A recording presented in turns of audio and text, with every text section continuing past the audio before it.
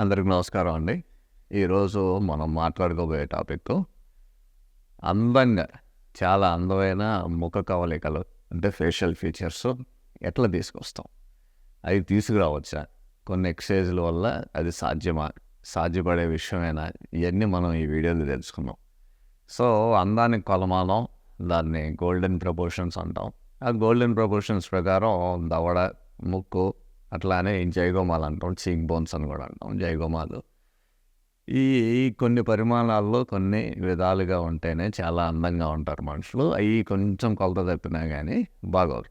అయితే ఈ అందాన్ని న్యాచురల్గా మీరు ఎదుగుతున్న వయసులో, ముఖ్యంగా టీనేజ్ తర్వాత ఈ 18-20 సంవత్సరాల లోపల మీరు కొన్ని రకాల ఎక్సర్సైజ్ చేస్తే పెను మార్పులు వస్తాయి.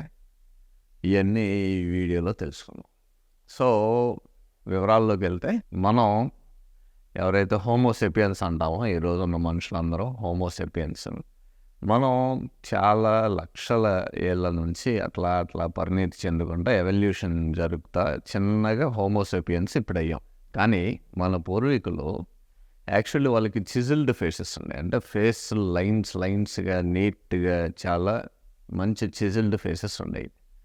ఆ చిజిల్డ్ ఫేసెస్ కారణం వాళ్ళ రోబస్ట్ మ్యాండిబుల్, మ్యాక్సిలా ఉంటాం. అంటే మ్యాక్సిలా అంటే పైదవడ, మ్యాండిబుల్ అంటే కింద దవడ.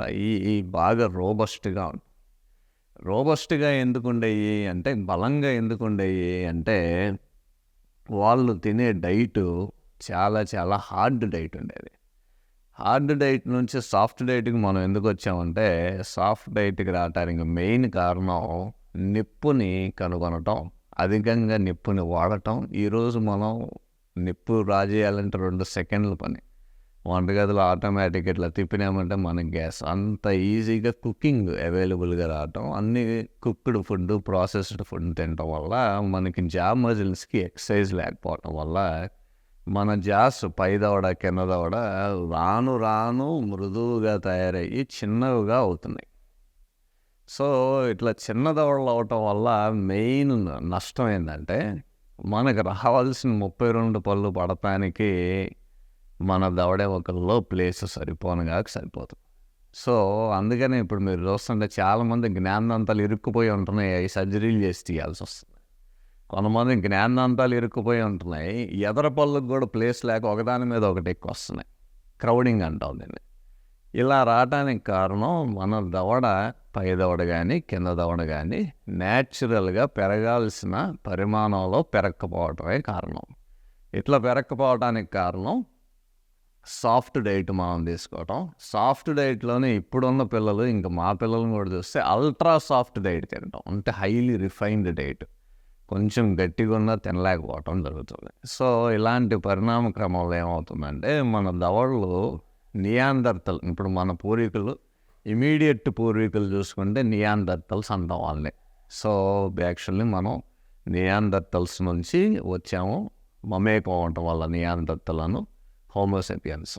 నెక్స్ట్ నియాందర్తల్ కన్నా ముందు హోమో ఎరెక్టస్, హోమో హెబిలిస్, ఇలా చాలామంది తర్వాత హోమోసెపియన్స్ వచ్చాం మనం. సో ఈ నియాందర్తల్స్ ఎవరైతే ఉన్నారో వాళ్ళకి రోబస్ట్ జాస్ ఉన్నాయి. మ్యాండిబుల్, మ్యాక్సిలా మనతో పోలిస్తే, అంటే పైదవడ, కింద దవడ మనతో పోలిస్తే ఇంకా 25% ఎక్కువ ప్లేస్ ఉండేది. రెట్రోమాండిబులార్ ఏరియాలో ఇంకా వాళ్ళకి జ్ఞానదంతం వచ్చిన తర్వాత కూడా ఒక అంగుళం మేర గ్యాప్ ఉండేది. అంత పెద్ద పెద్ద దవడలు కాస్తే ఇంత చిన్న చిన్న దవడలుగా మారటం వల్లనే మనకి ఈరోజు ఎక్కువ మంది క్లిప్పులు వేసుకునే పరిస్థితి ఏర్పడుతుంది. 2, జ్ఞానదంతాలు రావట్లేదో ఇబ్బంది పెడుతున్నాయి, సర్జరీలు చేసి తీసుకోవాల్సి వస్తుంది. 3, మనకి ఎప్పుడైతే కింద దవడ పూర్తిగా ఎదగదో, అంటే కనీసం గొంతు నుంచి 3 వేళ్ళు పట్టే గ్యాప్ కన్నా తక్కువ ఉంటుందో, అప్పుడు స్లీప్ యాప్నియా అంటే విపరీతమైన గురక రావటం, నిద్రలో మధ్యలో మెలకువ రావటం, నోరు తెరుచుకుంటే తప్పితే ఊపిరి ఆడకపోవటం, అంటే ముక్కుతో గాలి తీసుకోలేకపోవటం, నోరు తెరుచుకో వాళ్ళు మౌత్ బ్రీతర్స్ అయిపోతున్నారు, అంటే నోరు తెరుచుకొని గాలి తీసుకునే పరిస్థితికి వచ్చేస్తున్నాం. దాంతో ఇంకా ఫేస్ ఫీచర్స్ మారిపోతున్నాయి.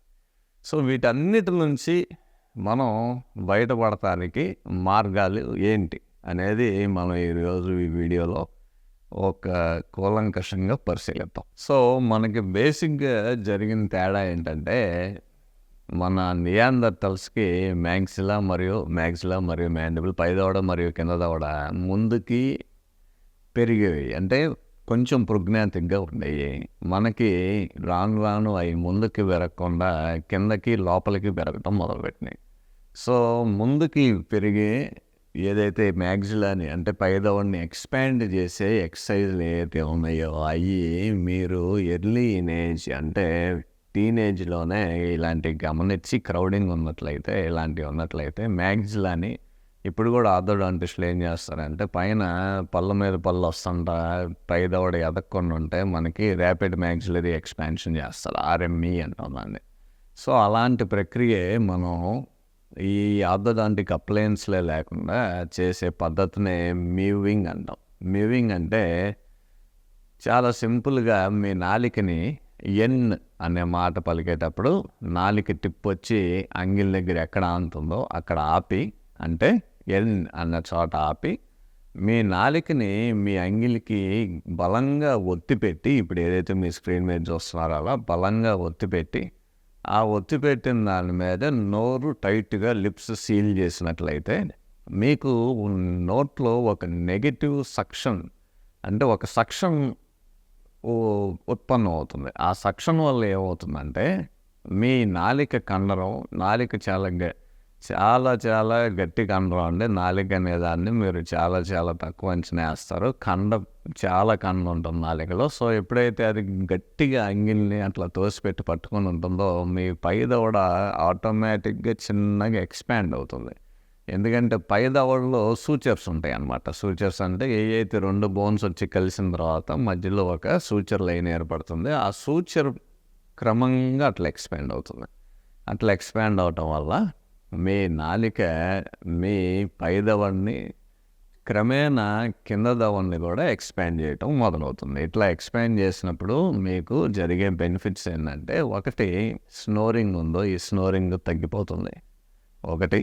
రెండు, మీకు ఏదైతే క్రౌడింగ్ ఉందో అంటే పళ్ళు మీద పళ్ళు, వంకర టింకర పళ్ళు, ఎగుడు దిగుడు పళ్ళు ఉంటాయో అవన్నీ సెట్ అయ్యి ఆర్చ్ ఫామ్లోకి వస్తాయి. ఆర్చ్ ఎప్పుడైతే పెరుగుతుందో మీకు రాబోయే జ్ఞానదంతాలు కూడా చక్కగా నీట్గా పొజిషన్లోకి వస్తాయి. వాటిని తీసేయాల్సిన పని రాదు. సో ఎరప్షన్లో తేడాలు రావన్నమాట. సో ఇలాంటి అడ్వాంటేజ్లు ఈ మ్యూవింగ్ వల్ల ఉంటాయి. ఈ మ్యూవింగ్ అనేది జాన్ మ్యూస్ అనే ఒక ఆర్థోడాంటిస్ట్, అంటే డెంటిస్ట్ బేసిక్గా దాన్ని కనిపెడతాం జరిగింది. సో దాన్ని కనిపెట్టిన తర్వాత ఆ మ్యూవింగ్ బెనిఫిట్స్కి ఇప్పుడు పెద్ద ఎత్తున ఫాలోయింగ్ యూఎస్, యూకేలో వచ్చింది. దీన్ని వీళ్ళని మ్యూవర్స్ అని కూడా అంటారు. సో వాళ్ళు దానివల్ల వచ్చే బెనిఫిట్స్లో ఒకటి చిజిల్డ్ ఫేస్, అంటే చక్కటి ఆకారం రావటం.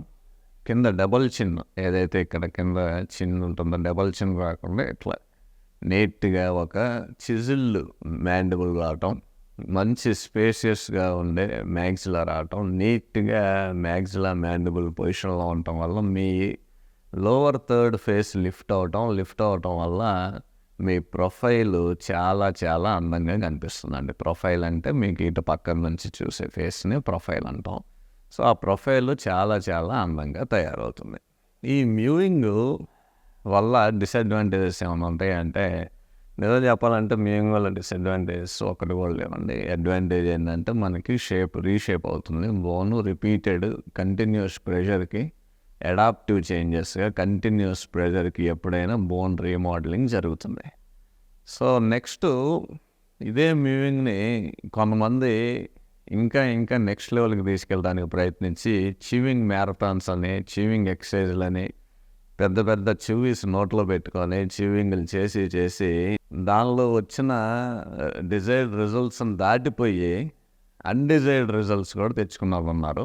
సో చివింగ్ ఈ ఎక్సర్సైజుల గురించి మీకు కూలంకషంగా తెలియాలంటే అదొక పెద్ద వీడియోనే అవుతుంది. ఎందుకంటే దానిలో కండరాల గురించి మొత్తం గురించి చెప్పాలి. కానీ స్థూలంగా చెప్పాలంటే మీ దవడ ఫేసు, ముఖ్యంగా ఈ ఫేస్ బాగా అందంగా కనపడాలంటే ఇక్కడున్న మెసెటర్ కొంచెం బయటకు వచ్చి ఇక్కడున్న బక్సినేటర్ కొంచెం లోపలికి వెళ్తే, సో మీకు ఇలాంటి చిజిల్డ్ ఫేస్ వస్తుంది. ఇప్పుడు ఏదైతే మీరు స్క్రీన్ మీద చూస్తున్నారో దీని మాయలో పడి చాలామంది చీవింగ్ మ్యారథాన్లు పెట్టుకుంటున్నారు. 10,000 సార్లు చీవ్ చేయటం, అది నోట్లో పెట్టుకొని 10,000 సార్లు చీవ్ చేసేది పొద్దున 10,000 సార్లు, రాత్రి 10,000 సార్లు చీవ్ చేయటం. ఇలాంటివి చేయటం వల్ల ఏమవుతుందంటే మెసెట్టరు ఓవర్గా డెవలప్ అయ్యి బక్సినేటర్ ఓవర్గా లోపల కుసించుకుపోయి చివరికి ఒక వింత ఆకారంలో ల్యాండ్ అవుతున్నారు. కానీ మీరు ఒక కంట్రోల్డ్ విధానంలో, అంటే ఒక నిర్దిష్టమైన విధానంలో చాలా కంట్రోల్డ్ ఎక్సర్సైజ్, కంట్రోల్డ్గా మూవింగ్తో పాటు కొంచెం మెసెటర్ ఎక్సర్సైజ్ చేసుకుంటే చాలా చాలా డబల్ చిన్ పోవటం కాకుండా కింద దవడ చాలా చాలా అందంగా కనిపించటం, పై దవడ అందంగా కనిపించటం, ఒక విధంగా మీ ఫేస్ మొత్తం కూడా లోవర్ థర్డ్ మొత్తం కూడా అందంగా కనిపించటం జరుగుతుంది. ఎగ్జాక్ట్గా దీని గురించి మనం తెలుసుకోవాలంటే మూవింగ్ ఎలా చేస్తారనే కరెక్ట్ పద్ధతి. సో మీరు ఇక్కడ చూస్తే ఇది పై పళ్ళ వరుస. ఎన్ అన్నప్పుడు ఇక్కడ మీ నాలిక వచ్చి ఆనుతుందన్నమాట పైన అంగిలికి. ఇక్కడ నుంచి మొదలు పెడితే మీ నాలికని అంగిలి మొత్తం ఇట్లా అదివి పెట్టి ఉంచటం. అదే విధంగా మీ లిప్స్ అన్నీ, అంటే మీ పెదాలు సీల్ చేసి ఉంచడం జరిగినప్పుడు ఏమవుతుందంటే ఇక్కడ ట్రెమెండస్ సక్షన్ ఏర్పడి ఆ ప్రెషర్కి ఈ ఎముక అంతా ఈ సూచర్ మీకు కనిపిస్తుంది కదా, మిడ్ సూచర్, ఈ సూచర్ ప్రకారంగా ఇట్లా ఎదుగుతాం మొదలు పెడుతుందండి. ఇట్లా దవడ ఎప్పుడైతే ఎదుగుతుందో మీకు volume of the mandible and maxilla పెరుగుతాయి. సో పెరగటం వల్లనే చాలా వరకు మీకు ఆర్చ్ రిలేటెడ్ ప్రాబ్లమ్స్ తగ్గిపోవటం జరుగుతుంది. సో ఈ ఆర్చ్ రిలేటెడ్ ప్రాబ్లమ్స్ అంటే ఏదైతే మనకి ఈ క్రౌడింగ్ ఉంటామో, లేకపోతే spacing, crowding, arch related problems తగ్గుతాయి. మీరు కనుక మూవింగ్ గురించి పూర్తిగా తెలుసుకోవాలనుకున్నా, దాన్ని ప్రాక్టీస్ చేయాలనుకున్నా, దాని గురించి లోతుగా అధ్యయనం చేయాలనుకున్నా లింకులన్నీ డిస్క్రిప్షన్లో ఇవ్వటం జరిగింది. అట్లానే మీకు మూవింగ్ యాప్లు మీ ఫోన్లో ఆండ్రాయిడ్ అయినా iOS అయినా మీకు యాప్ స్టోర్లో మూవింగ్ యాప్స్ అని కొట్టింగానే, లేకపోతే జాలైన్ ఎక్సర్సైజ్ యాప్స్ అని కొట్టింగానే చాలా మూవింగ్ యాప్లు ఉన్నాయి ఇప్పుడు అవైలబుల్గా. ఆ యాప్స్లో మిమ్మల్ని వాళ్ళు గైడ్ చేయడం జరుగుతుంది, ఎట్లా చేస్తారో, ఏం చేస్తారో, ఎట్లా చేయగలమని. ఈ యాప్స్ గురించి, దేని గురించి ఇది పెయిడ్ ప్రమోషన్ కాదండి. యాప్స్ లింకులు కింద ఉండవు. యాప్స్ మీరు డైరెక్ట్గా సెర్చ్ చేసుకుంటే మీకు మీ ప్లే స్టోర్లోనూ iOSలోనూ దొరుకుతుంది. సో మూవింగ్ అనేది మళ్ళీ చెప్తున్నాను, కంట్రోల్డ్గా చేయాల్సిన పని అండి.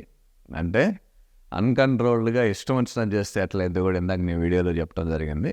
కంట్రోల్డ్గా చేయాల్సిన పని చాలా కంట్రోల్డ్గా చేయండి. సో మనం నెక్స్ట్ వీడియోలో అందమైన ఫేసు, గోల్డెన్ ప్రపోర్షన్స్ అంటే ఏంటి, గోల్డెన్ ప్రపోర్షన్స్లో ఫేస్ ఉండాలంటే సర్జరీలు చేయించుకోవచ్చా, ఆర్థోగ్నాటిక్ సర్జరీలు అంటే ఏంటి, ఆర్థోగ్నాటిక్ సర్జరీలో కూడా ఇప్పుడు ఈ మూవింగ్లు, ఈ చీవింగ్ మ్యారథాన్లు, చీవింగ్ ఎక్సర్సైజులు చేయకుండా డైరెక్ట్గా నేరుగా జాలైన్ సర్జరీ చేసి మంచిగా దవడని పెంచుకోవచ్చా, ఈ సర్జరీలు నిజంగా అడ్వైజబుల్ అయినా, సక్సెస్ రేట్ ఎంత ఉంది, ఆర్థోగ్నాటిక్ సర్జరీల్లో ఫెయిల్యూర్ రేట్ ఎంత ఉంది, వీటి గురించి, పైగా ఈరోజున్న మోడ్రన్ హాస్పిటాలజీ క్యాపిటల్ అయిన సౌత్ కొరియాలో ఏం ప్రొసీజర్లు ఫాలో అవుతున్నారు, సౌత్ కొరియాలో ఎందుకు ఇన్ని కాస్మెటిక్ సర్జరీలు జరుగుతున్నాయి, ఇన్ని కాస్మెటిక్ సర్జరీలు ఫెయిల్యూర్లు ఎన్ని, సక్సెస్లు ఎన్ని, మొత్తం కూడా కూలంకషంగా నెక్స్ట్ వీడియోలో మాట్లాడుకుందాం. మీకు కనుక ఈ వీడియో నచ్చినట్లయితే లైక్ చేయండి, షేర్ చేయండి, సబ్స్క్రైబ్ చేయండి. Thank you.